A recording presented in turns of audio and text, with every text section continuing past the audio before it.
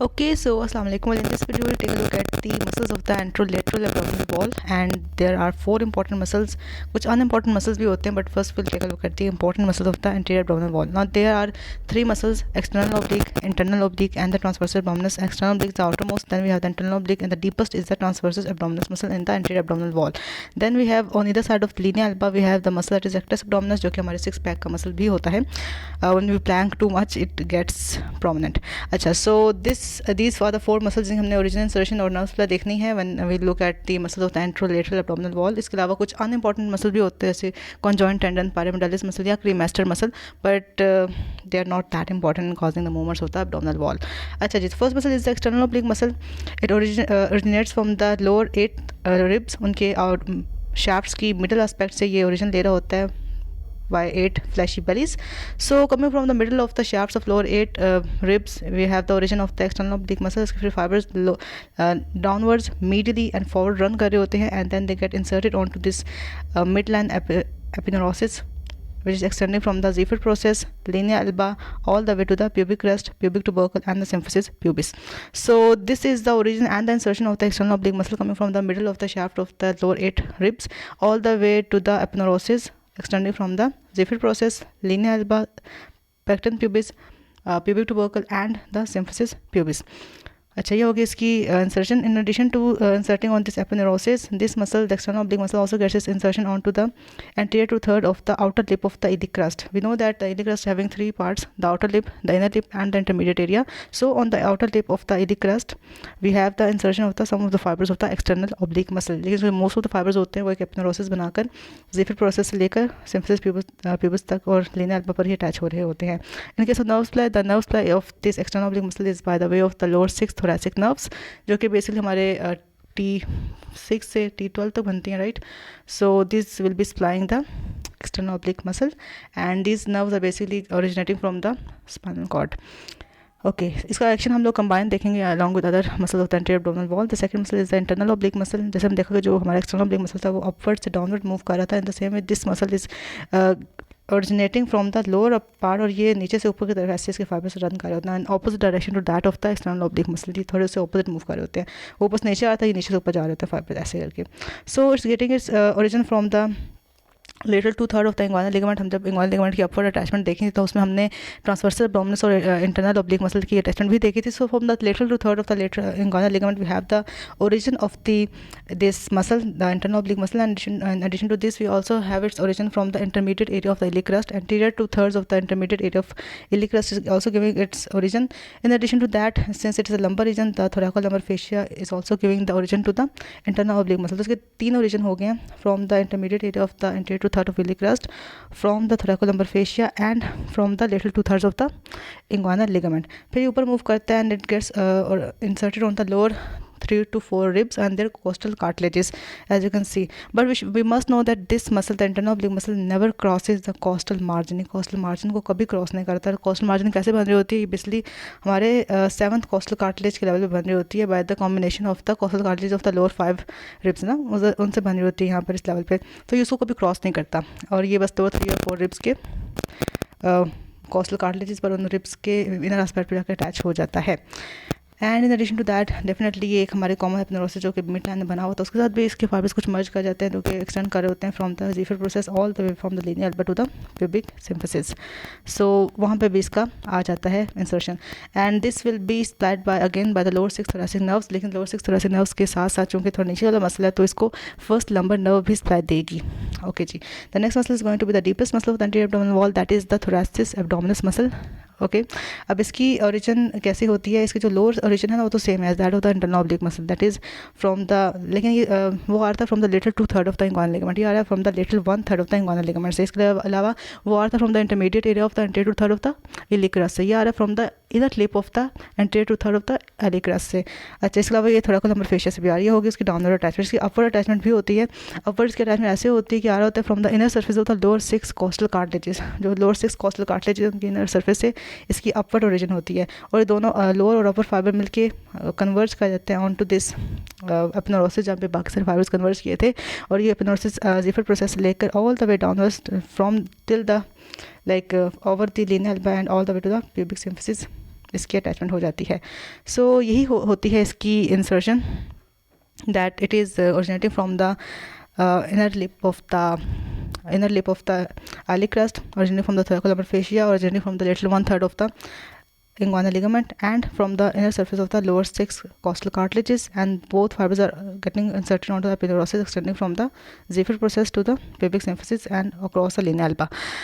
अच्छा जी, फिर ये कहा जाता है कि जो हमारा ये ट्रांसवर्सल एब्डोमिनल मसल है और जो हमारा एक और मसल है इंटरनल ऑब्लिक मसल, ये दोनों मिलकर एक एपिनेरोसिस बनाते हैं on the lower aspect of the medial wall of the abdomen, जिसको हम बोलते हैं कॉन्जॉइंट टेंडन, जो हम आगे से अलग से स्टडी करेंगे। So that conjoint tendon is also a part of the is also one of the supports होता है abdomen on the lower part, वो भी एब्डोमेन को सपोर्ट प्रोवाइड कर रहा होता है। दैट इज बेसिकली फाउंड, अगर आपसे कोई पूछे इन द वाइवा कि कॉन्जॉइंट टेंडन किन दो मसल से बनता है, तो that is found by the internal oblique and the transversal abdominal muscle. अच्छा, इसकी नर्व सप्लाई भी वही होती है, लोअर 6 thoracic नर्व और फर्स्ट लंबर नर्व ही इसको सप्लाई कर रहे होते हैं as that of the internal oblique muscle, और इसका एक्शन हम लोग अलग से देखते हैं जब हम सारे ही एब्डोमिनल मसल्स के एक्शन को देखेंगे।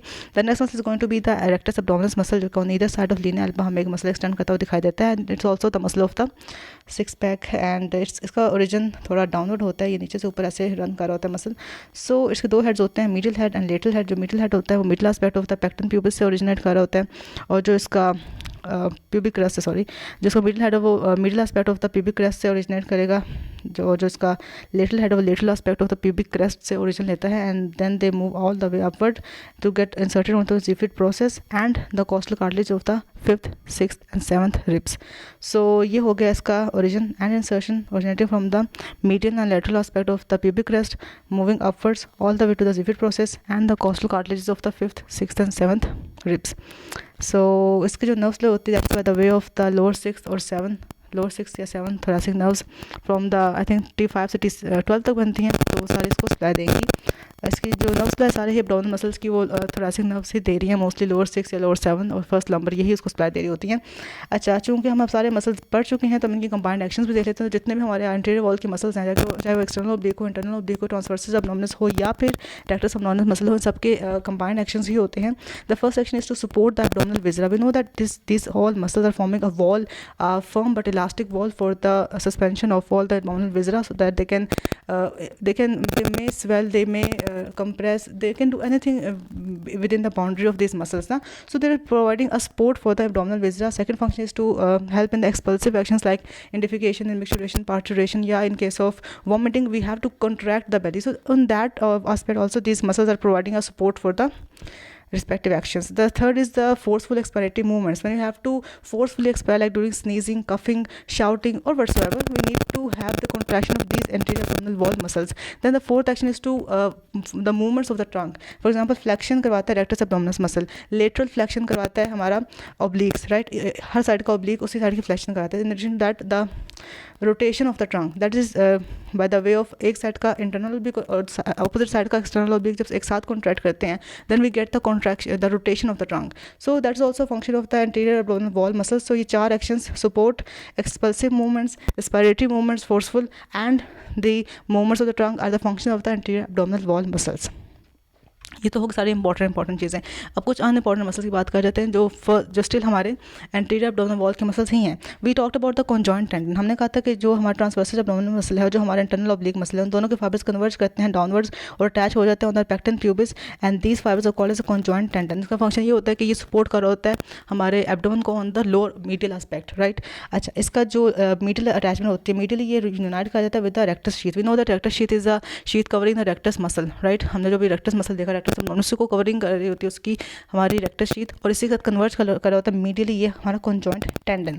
अच्छा, और लेटरली ये कॉन्जॉइंट टेंडन यूनाइट करा जाता है with the interfoveolar ligament. Now what is interfoveolar ligament? This ligament is extending from the lower aspect of the transversus abdominis to the upper surface of the superior ramus of the pubic bone. ये सारे basically हमारे pubic bone के ही parts हैं. Superior ramus हो गया, पेक्टन pubis हो गया, या फिर प्यूबिक ट्यूबरकल हो गया. सो जो हमारा ये कॉन्जॉइंट टेंडन है, ये तो अटैचमेंट ले रहा होता है on the pubic crust, right. लेकिन from the superior ramus of the pubis we have the attachment of the interfoveolar ligament. So sometimes laterally this conjoint tendon also gets its attachment to the interfoveolar ligament as well. Okay. सो ये हो गई हमारी बात conjoint tendon की, और I hope कि आपको समझ आ गई होगी कॉन्जॉइंट टेंडन क्या होता है. The next muscle is the cremasteric muscle. It is also important but not that much.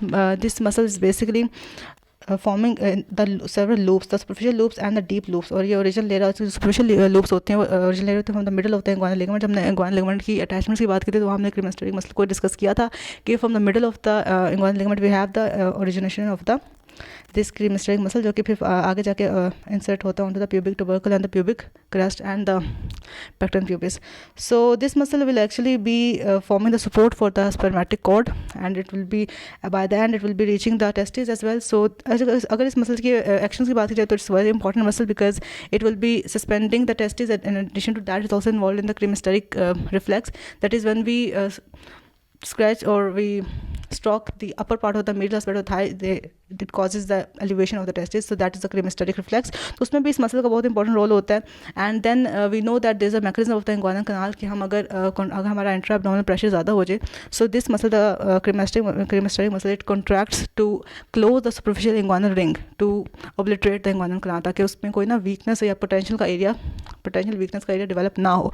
सो उसमें भी हमारे इसी cremasteric मसल का ही रोल होता है. So in this way it's forming quite important roles, and this muscle is supplied by the gentle branch of the genitofemoral nerve. We also need to know that. So all these becomes the function of this cremasteric muscle, that is to suspend the testes, to take part in the cremasteric reflex, to close the superficial inguinal ring in case of increase in the intra-abdominal pressure, and it can also support the spermatic cord while it's in the inguinal canal. तो ये हो गया हमारा cremasteric muscle. अच्छा जी, the next muscle and last but not the least we have the pyramidalis muscle. It's a small muscle triangular shaped extending from the body of pubis, anterior part of the body of pubis all the way to the linea alba. ये upwards and medially move करता है from the body of pubis to the linea alba, and it acts as a tensor for linea alba, and it can also serve to tense it. ये linea alba is a median thickening of the aponeurosis of the all the anterior abdominal wall muscles. और हमें इसी के ऊपर attachment नजर आते हैं हमारे पारामेटालिस मसल की, जो कि एक रेमनेंट है ह्यूमंस. इसका इतना कोई इंपॉर्टेंट फंक्शन नहीं, and it is supplied by the subcostal nerve या स्पाइनल नर्व T12, उसको हम सबकॉस्टल नर्व भी कहते हैं. So with this note we are done with all the muscles of the anterior abdominal wall. हमारे सारे complete हो गए हैं, इंपॉर्टेंट भी और अनइम्पॉर्टेंट भी. Now we are finally done with this. So thank you so much. अल्लाह हाफिज़, टेक केयर.